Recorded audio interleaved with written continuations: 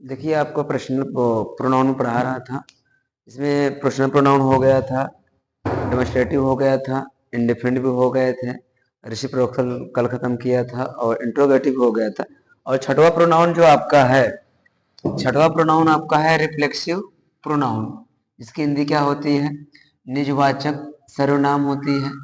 अगर डिफिनेशन इसका देखा जाए तो reflexive pronoun is a pronoun ending in self or selves, self or selves that is used as an object। मतलब कहा जाता है कि जो शब्द सेंटेंस के अंत में प्रयोग किए जाते हैं इसके साथ क्या लगा रहता है? सेल्फ कामा सेल्व्स। अर्थात जिस प्रोनाउन के साथ सेल्फ या सेल्फ लगे रहते हैं और इनका प्रयोग एंडिंग मतलब कहाँ करते हैं? सेंटेंस के अंत में। किसके रूप में? ऑब्जेक्ट के रूप में। किसके रूप में? ऑब्जेक्ट के रूप में। तो उसे क्या कहते हैं? रिफ्लेक्सिव प्रोनाउन कहते हैं। तो रिफ्लेक्सिव प्रोनाउन डिवाइड मैंने किया टू पार्ट्स में। एक हो गया सब्जेक्टिव केस, एक हो गया आपका रिफ्लेक्सिव प्रोनाउन। देखिए थोड़ा सा कैसे बनते हैं। जैसे आई है, आपने पर्सनल प्रोनाउन पढ़ा होगा, उसमें लिखाया था ना subjective case, objective case, case, possessive pronoun. तो उसी तरह इसको भी देख लीजिए, वहीं बनेगा। ये आपका पॉजेसिव केस से बनेगा और ऑब्जेक्टिव केस से बनेंगे। आई सब्जेक्टिव केस से, आई का रिफ्लेक्सिव प्रोनाउन क्या होगा? माई सेल्फ होगा। वी का रिफ्लेक्सिव प्रोनाउन क्या होगा? आवर सेल्फ होगा। यू का दोनों होता है, योर सेल्फ भी होता है और योर सेल्फ ही होता है। ये सिंगुलर हो प्लूरल। अब ही हो गया, कोई लड़का का नाम होगा, उसके लिए क्या लगाएंगे आप? हिम सेल्फ लगाएंगे। सी हो गया, कोई लड़की का नाम होगा, उसके लिए क्या लगाएंगे आप? Her self. इट होगा या इट सेल्फ लगाना होगा। दे होगा तो देम सेल्फ लगाना होगा। आई बस गए समझ में? सबका साथ रिफ्लेक्सिव प्रोनाउन बनते हैं। और देखिए जिसमें इसमें सेल्फ लगा है ये होगा आपका सिंगुलर, और जिसमें सेल्फ से लगे हैं ये होगा आपका प्लूरल। ठीक, ये देखो आपने पढ़ा होगा प्रश्न प्रोनाउन में सिंगुलर सब्जेक्टिव केस में एक सिंगुलर एक प्लूरल था। फिर आपको सेकंड पर्सन में एक सिंगुलर एक प्लूरल था, थर्ड पर्सन में 3 सिंगुलर थे, एक प्लूरल था। इसका स्क्रीनशॉट ले लीजिएगा। तबीयत सही नहीं है, सर्दी बहुत ज्यादा हो गई है, लेकिन फिर भी हम पढ़ा रहे हैं आपको। आप लोग इसको ध्यान से देखिए, इसको समझिए अच्छे से। रिफ्लेक्सिव प्रोनाउन किसे कहते हैं? और इसके बाद इसका प्रोनाउन एक और होगा इम्फेक्टिक, जो सेम सेम पूरा वही बनेगा। ठीक है ना, आप लोग मैनेज कर लीजिएगा, हम बता दें कैसे करना, डिफरेंट कैसे करना। इनका प्रयोग कहाँ करेंगे? सेंटेंस के अंत में। ठीक है ना, अगर ये सब्जेक्ट आई लगा है तो आई साथ माई लगाना पड़ेगा आपको, ये एरर हो जाएगा। ठीक, और इनकी हिंदी जो लिखा हुआ है सेल्फ की हिंदी, इनकी हिंदी होती है खुद है स्वयं। जैसे अगर कोई आपसे काम करने के बोले तो कहते नहीं हाँ अपना काम खुद कर लेंगे, स्वयं करने हमें किसी जरूरत नहीं पड़ती है। तो इसको आप लिख लीजिएगा, स्क्रीन शॉट ले लीजिएगा, उसके बाद लिख लीजिएगा। आपको एग्जाम्पल देख समझा रहे हैं, ठीक है ना।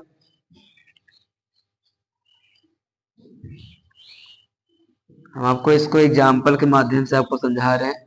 अब जैसे हेल्थ हमारे सही होगी हम आपको बुक भी शुरू कर देंगे और इम्पोर्टेंट टॉपिक बता देंगे बोर्ड एग्जाम के लिए। जैसे ऐसे हो गए, ट्रांसलेशन हो गए, अप्लीकेशन लेटर हो गए, अनसीन पैसेज हो गए, होमोफोन्स हो गए, वर्ड्स ऑफ ट्यूशन ये जो भी इम्पोर्टेंट जो टॉपिक होते हैं जो आप याद नहीं कर पाते हो, तो हम एक तरीके के माध्यम से आपको अच्छे से समझा देंगे, वो भी देख पढ़ा देंगे अच्छे से। ठीक है ना, पहले इसको देख लीजिएगा। बुक बढ़ा देंगे, प्रोज पोर्टी सप्लीमेंट्री तीनों बुक है ये। तो इसका एग्जांपल आप लोग यहाँ देख लीजिएगा रिफ्लेक्सिव प्रोनाउन के।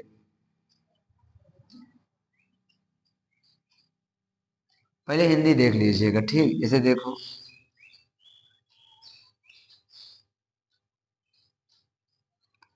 मैं खुद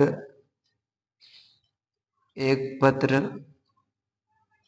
लिखा। कहते नहीं हम खुद ही कमो के ले है, तो चाहे साथ दा चाहे ना दा, ठीक है ना।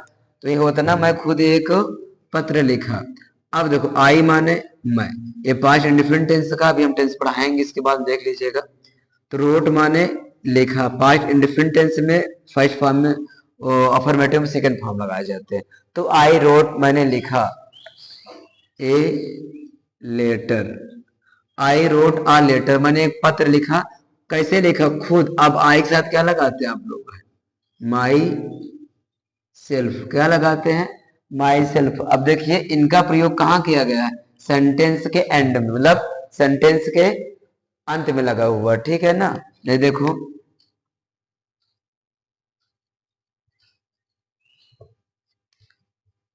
हम स्वयं वहां गए। देखो, हम स्वयं वहां गए। अब जो सेल्फ है, सेल्फ लगे होते हैं, इनकी मीनिंग क्या होती है? खुद या स्वयं होती है, ठीक है ना। सिबी माने हम, वेंट माने गए, देयर माने वहां। अब देखो यहाँ वी लगा है, तो साथ क्या करेंगे आप लोग? अवर सेल्व्स। अब देखो अंत में लगा कि नहीं लगा, तो ये होता है आपका रिफ्लेक्सिव प्रोनाउन। अगर ये यहाँ लग जाएंगे बीच में ना, तो इम्पॉर्टिक हो जाएगा, भी समझा रहे हो उसको। एग्जाम में इनकरेक्ट क्वेश्चन कैसे होंगे?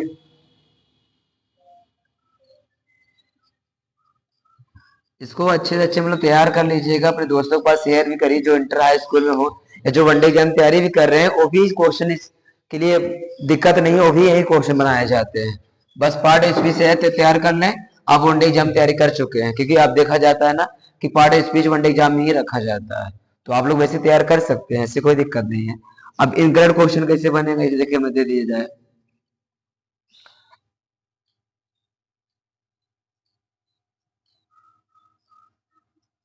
ही प्लग्ड ए मैंगो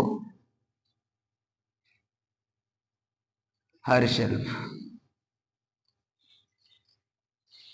देखो क्या लिखा है भैया, ही प्लग्ड अ मैंगो हरसेल्फ, उसने खुद एक आम तोड़ा। अब देखो सब्जेक्ट क्या बन रहा है? ही। तो ही से हर कहाँ लगाते हैं? देखिए, ही से हर लगता नहीं होगा ना, करेक्ट का इनकरेक्ट कहाँ से हो रहा है? हर से। तो ये कैसे बनेगा यहाँ पर? ही प्लग्ड ए मैंगो, और जहां पर हर लिखा हुआ है वहां पर आपको करना पड़ेगा हिमसेल्फ।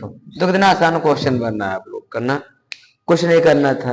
एक एरर देख लीजिएगा, एरर में कैसे होगा, वो भी क्वेश्चन पूछे थे। देखो मैं बताया ना, इंटर में क्या होता है, करेक्ट करने आता है, फिर एरर ढूंढने वाला आता है। तो मैं आपको दोनों समझा दे रहा हूँ, वनडे एग्जाम में इस तरह क्वेश्चन बनाए जाते हैं, ठीक। इसको अच्छे तैयार कर लीजिए, बस ये देखना है कि जो सब्जेक्ट बनेगा उसके अकॉर्डिंग वहां काम करना पड़ेगा। इसे मैं यहाँ लिख दिया, she cooked food my self.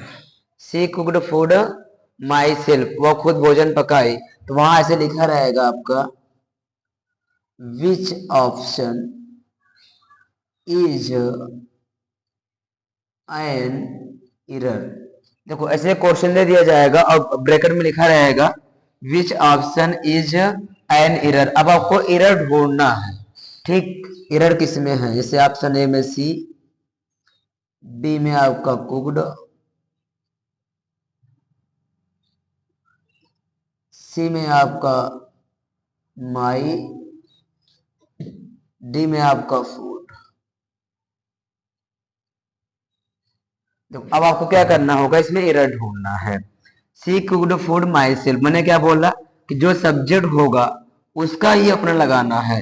यहाँ माई किसका लगता है? आई का लगता है माई, तो यहाँ सी माई कैसे हो सकता है? तो सी भी सही है, कुड भी सही है, फूड भी सही है, एरर किसमें है आपका? सी ऑप्शन इज इनकरेक्ट, मतलब इसमें आपका एरर है। तो ये आपका रिफ्लेक्सिव प्रोनाउन होगा, ऐसे याद कर लो। रिफ्लेक्सिव प्रोनाउन वो प्रोनाउन होता है जब सेल्फ का मत सिर्फ प्रयोग सेंटेंस के अंत में करते हैं। कहाँ करते हैं? सेंटेंस के अंत में करते हैं, तो वह रिफ्लेक्सिव प्रोनाउन होता है, ठीक। इसको आप लोग राइट कर लीजिएगा। इसके बाद हम आपको बताते हैं इफेक्टिव प्रोनाउन।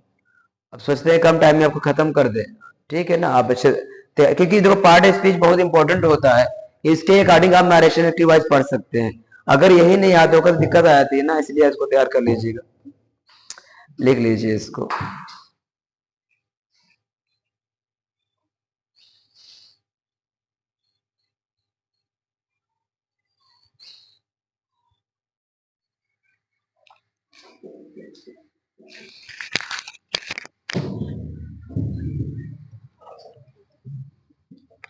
देखिए, अभी हमने बताया था आपको रिफ्लेक्सिव प्रोनाउन, तो ये आपका हो गया है इम्फेक्टिक प्रोनाउन।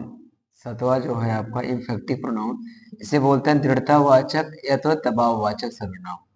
तो क्या डिफिनेशन देखा जाए तो an emphatic pronoun is a personal pronoun that is used to emphasize its referred. आपने देखा होगा ना कि परिभाषा देखा जाए तो इम्फेक्टिव प्रोनाउन वो होता है जो सब्जेक्ट ऊपर क्या करता है, दबाव डालता है, सब्जेक्ट ऊपर प्रेस करता है, प्रेस मतलब दबाव डालता है, तो इसे क्या कहते हैं, इम्फेक्टिव प्रोनाउन कहा जाता है।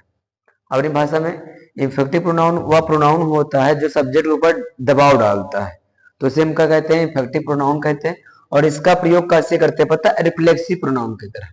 आपने पढ़ा होगा रिफ्लेक्सिव प्रोनाउन में भी लिखा था माई सेल्फ योर सेल्फ लिखा था ना, वह रिफ्लेक्सिव प्रोनाउन होता है। ठीक, तो यही अंतर डिफरेंट करना है कि रिफ्लेक्सिव प्रोनाउन में सेल्फ का मसल प्रयोग सब्जेक्ट के अंत में करते हैं और इम्फेक्टिव प्रोनाउन में वही सब्जेक्ट के बाद करते हैं। ठीक, इसमें भी वर्ड वही रहेगा आपका, जैसे आप सेल्फ लगते ही है, देखे होंगे अभी आपने देखा था सेल्फ और शेल्फ्स, यही है भी, ये इम्फेक्टिव प्रोनाउन भी होता है और ये रिफ्लेक्सिव प्रोनाउन भी होता है। अगर इनका प्रयोग सेंटेंस के अंत में करेंगे आप तो रिफ्लेक्सिव होगा, सब्जेक्ट के बाद करेंगे तो इम्फेक्टिव होगा। लिख लीजिए डिफिनेशंस, हम आपको बता रहे हैं एग्जांपल दोनों डिफरेंट करके। इसको अच्छे से तैयार कर लीजिएगा, जैसे मैंने यहां पर लिख दिया इम्फेक्टिव प्रोनाउन,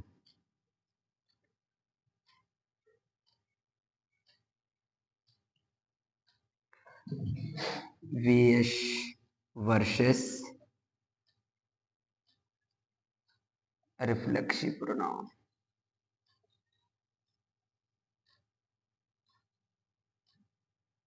देखो, emphatic pronoun versus reflexive pronoun, Hindi दोनों के सेम रहेगी, अंग्रेजी में डिफरेंट हो जाता है। जैसे हिंदी में यहाँ पर लिख दिया, कुछ भी देख लीजिए, जैसे मैंने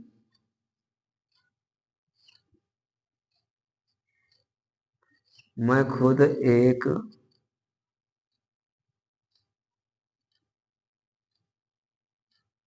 देखो, मैं खुद एक सेब खाया, ये भी हो गया। अब इसके प्रोनाउन सेम हम लिख सकते हैं,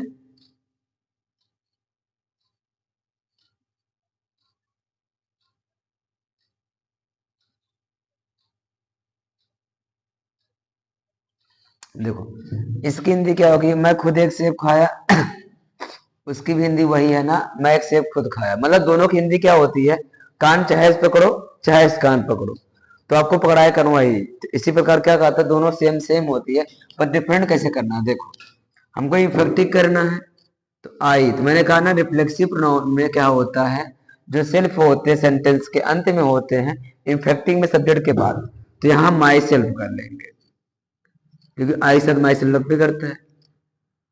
आई माई सेल्फ, अब सेकेंड फॉर्म हो जाएगा ईट का एट, एन एप्पल। देखो, अगर सब्जेक्ट ये है, क्या है आपका सब्जेक्ट, सब्जेक्ट के बाद अगर इनका प्रयोग किया गया तो आपका क्या हो जाएगा, इन्फेक्टिव। तो इसको हम रिफ्लेक्सिव भी कर सकते हैं, जैसे आई एट